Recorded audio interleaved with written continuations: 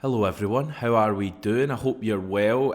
Listen, we're going to talk about Livingston 0, Celtic 3, and I promise we will get on to that. First of all though, just a wee announcement. I want to say a big thanks to everyone over the near 2 months we've been going on Celtic AM. You've helped me grow this much faster than I could even have expected in my wildest dreams, and it's gotten it to a stage where we can make a fun wee announcement. We're branching out, and I'm delighted ahead of this weekend's derby to announce Rangers AM. Yes, it's the same premise as on here, videos early in the day, etc, etc. The channel will be run by my pal William. So yeah, if you know any Rangers fans, please give them a shout. There's actually a link in the description. You should probably click on that and just see what it's all about. And yeah, thanks.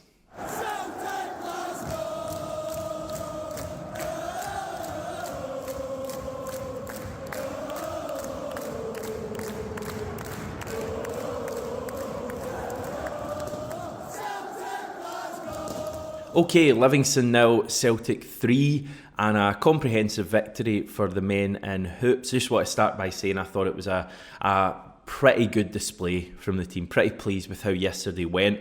I think the biggest compliment I can pay the team is that we're at this really nervy part of the season where like you're just overthinking everything and it's very easy to get kind of swept up by nerves. And we went in goals at half time yesterday, and if we hadn't have won yesterday it would have been an absolute disaster. We're at that point of the season, and yeah, I was really relaxed at half time, and I guess a lot of you would have been as well. Now I know you've got to take the standard of the opposition into account, and look, Livingston are doomed and heading for the championship.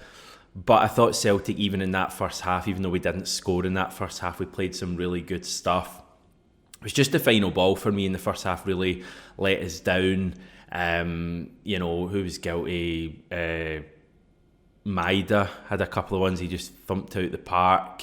Hatate had one as well. O'Reilly, Taylor, Kuhn. Like the final ball just wasn't coming off for us, and it was a little bit frustrating. But I actually thought we still created some good chances in that first half. I mean, Hatate had a couple of shots, one that went just past the post that I thought was destined to go in.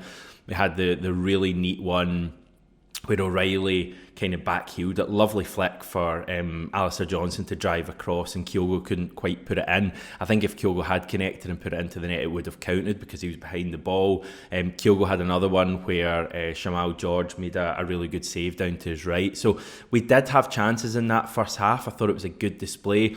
I guess the difference in the second half was that we had that kind of final bit of quality that was needed. And yeah, the first goal was not the prettiest Celtic goal you'll ever see by a long shot. I mean, it was a bit of a disaster for Livingston defensively, but I think we earned it with the kind of tenacity that Kuhn showed to win the ball back. And then, I mean, the other two goals were pretty well worked, especially Bernardo's finish. I mean, it was a really good goal. So I thought we did the job yesterday. Should probably have won by a few more goals. George, who, looked questionable for O'Reilly's goal, did actually make 3 or 4 really good saves. So it could have been, 4, 5, 6 even yesterday. And I just thought, looking at the team, there was so many positives. Obviously, the main talking point before the game was the fact that Rio Hatate started. I guess that was a bit of a surprise. We were expecting him to play a part in the match, but probably from the bench, final half an hour. He started the game, and that decision from Brendan Rodgers was clearly vindicated. I think it took a couple of minutes, if that, of watching Rio Hatate to just remind us all what he brings the team, that ability to just take the ball under pressure with a defender on his back and have, that balance and trickery to move away and open up the play. He had a really good pass early on in the game where he did just that and switched it out to Kuhn on the right hand side, and Kuhn kind of drove and then kind of get caught between, I think, Kyogo and Maida, and the ball went out for a goal kick. But I just thought that kind of play from Hatate was just exactly what we've been missing while he's out the team. There is no one else in the team that offers that ability to just create space and then to fire the ball off to someone else. So it was a real reminder of what Hatate is going to bring us. And yeah, I mean, I saw a number of comments, I think maybe a bit on here, but more so on the Celtic way, where I obviously do a video, Monday to Friday, and there was a few comments saying, take him ages to get up to speed. I think yesterday was evidence right away, that Hatate can offer us something between now and the end of the season. It'll obviously be different at Ibrox, higher tempo in that game. He's against better opposition as well.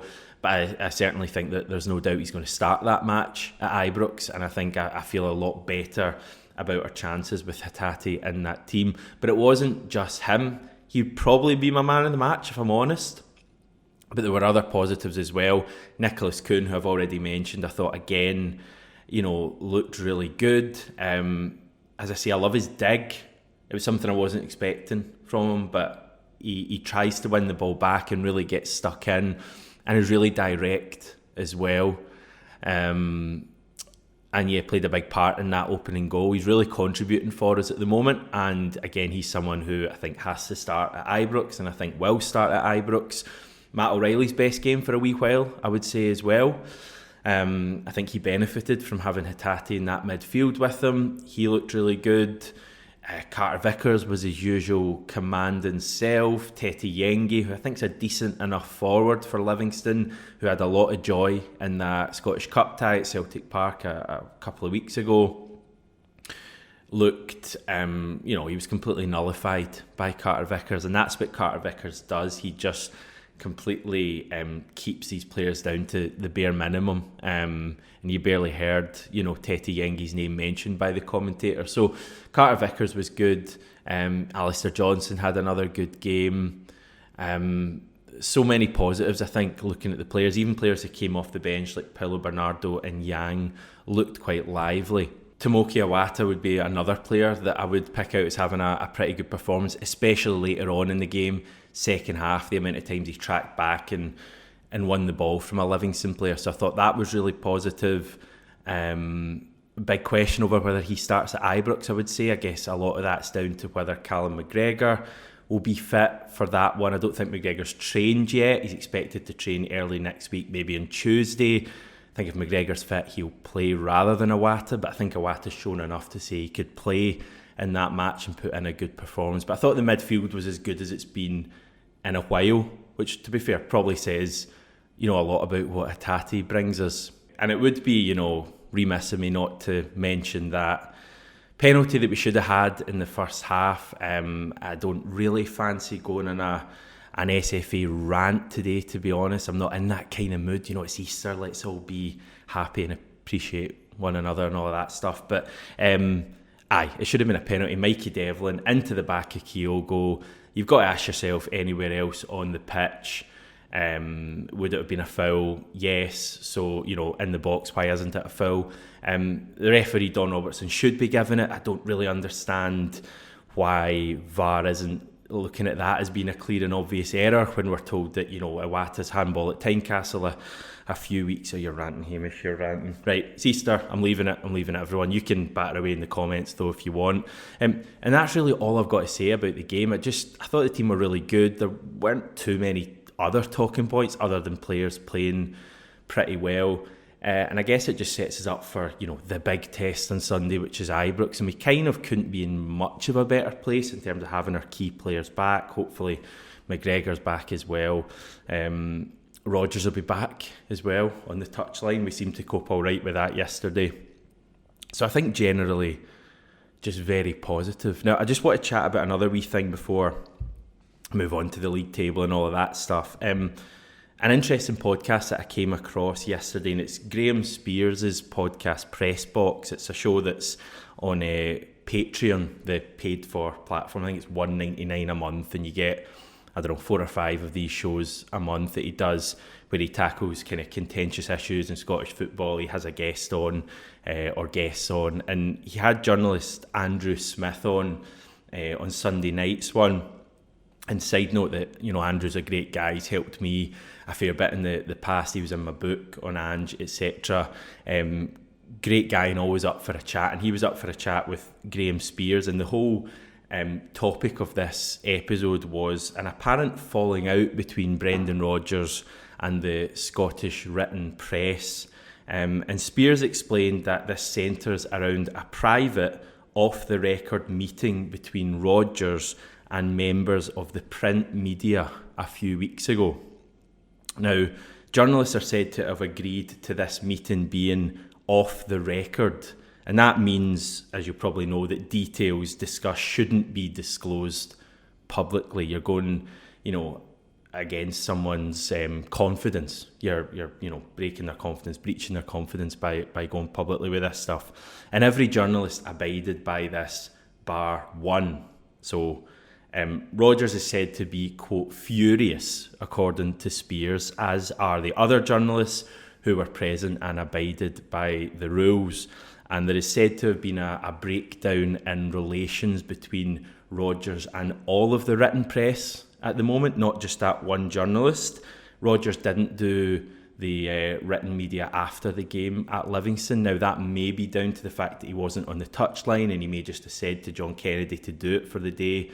But I think, even with Rodgers not allowed on the touchline, I think that ban only existed from 15 minutes before the game to 15 minutes after. So I think he could still have done the media after the game, and he decided not to for whatever reason.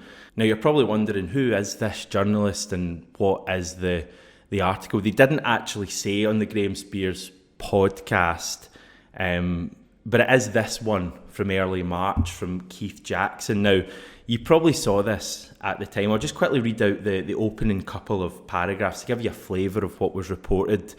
First, he had to deal with the whole sexism sideshow, the awkward aftermath of a post-match interview gone wrong at Fir Park. But as soon as he had that toe curler out of the way on Tuesday afternoon, Brendan Rodgers rolled out a huge 70-inch touchscreen TV and ran through a tactical tutorial for the benefit of a small band of written press.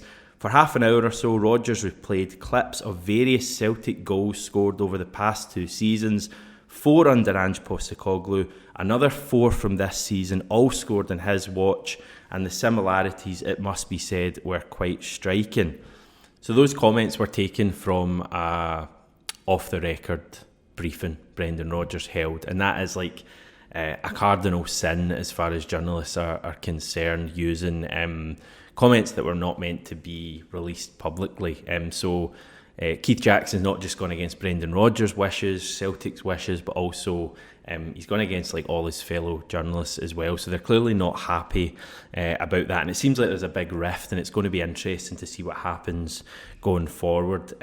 This shouldn't affect his press conferences. Press conferences are with what are called the broadcast media. This is a written media we're talking about, but it will be interesting to see what happens. It's certainly a kind of unwelcome bit of drama as far as Brendan Rodgers is concerned. He could do without it. He's had a fair bit of it, recently, from the SFA stuff, the hearing, John Beaton stuff, the Jane Lewis stuff as well. There's been a lot of Brendan Rodgers in the media, and he probably feels, probably correctly, that a lot of it has been drummed up by the media, and it just feeds into this whole siege mentality that has developed in recent weeks at Celtic. So I just wanted to bring that to you because you may not have come across that, but it's going on in the background. Right, league table, this is how we're looking with 7 Premiership matches to go.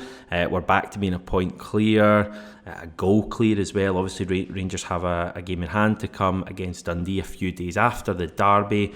The derby is our next match, and it's going to be a pretty big game. We've got a whole week to build ahead to that one, so I'm going to keep my powder dry at this point. What I will say is that, I think we're in a good place at the moment. The big test is next Sunday, but we have players back. We have a bit of confidence coursing through the team. Dare I say it, a bit of an identity now. It's kind of been missing for a lot of this season, so I feel a lot better about this game than maybe we would have a few weeks ago, but it's going to be a huge one. It's going to be a season-defining match. I think if we lose it, go behind them and they still have that game in hand, which I don't think they would mess up after beating us at Dundee. You're talking 5 points behind. It probably looks quite tough at that stage. I think if we get a positive result, even a draw, we're favourites for the title. Certainly a win would put us in a brilliant position. So it's going to be a huge game. Just as well, we've got a good few days to psych ourselves up for that one. Right, I'm going to head off for now. Enjoy your Easter Monday, and I'll catch you this time tomorrow.